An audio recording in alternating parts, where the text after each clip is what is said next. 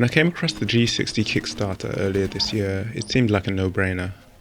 I'd already been looking to downsize to a 60% keyboard since my 10 keyless Huntsman TE was taking up too much space. And I'd also been curious about trying rapid trigger and adjustable actuation keyboards. The Kickstarter saw me grabbing a G60 for £56 while delivery was an extra £14. So altogether it was £70, which was at least half the price of any of the other boards I'd been considering. Upon using the G60, I found it was an immediate and noticeable upgrade in responsiveness over my previous keyboard. But once I was used to it, I never really thought about it again. It was a sort of regression to the mean, wherein this improved responsiveness became my new baseline and the expected standard moving forward. Now, while I'm not yet quite the movement guy I aspire to be, there was a noticeable improvement in my ability to execute super glides. With the G60, there's just a sense of consistency that inspires confidence and the feeling that what's left lacking is simply improving my own timing. And I can definitely feel how the responsiveness as well as the other features of the boards would help facilitate movement and other actions where precision and timing are concerned.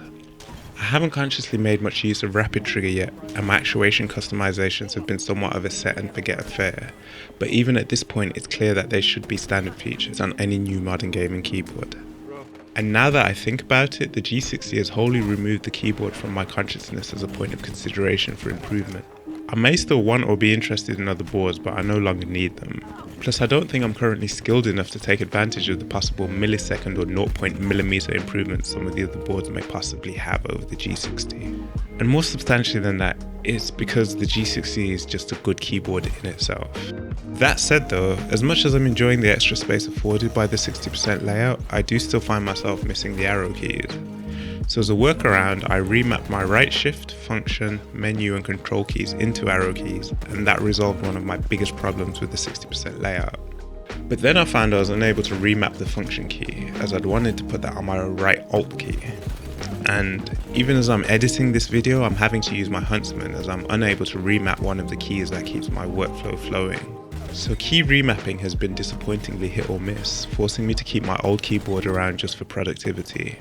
But to be clear, it's not that the 60% layout can't support that functionality or my productivity, it's just the remapping is bugged. I also find that the software doesn't make it clear what settings or profile is currently active either, which overall just leads to a feeling of a lack of feedback when the software is connected to the keyboard.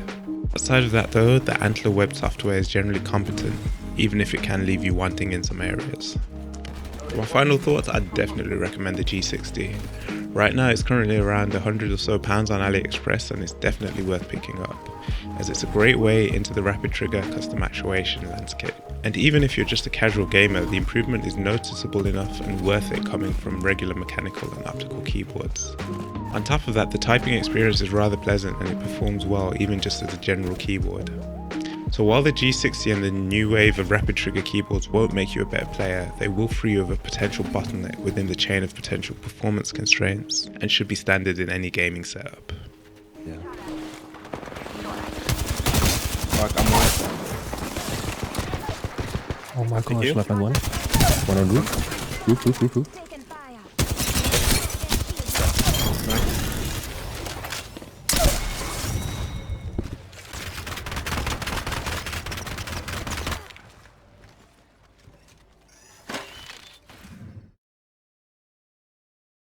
Get him jump right there.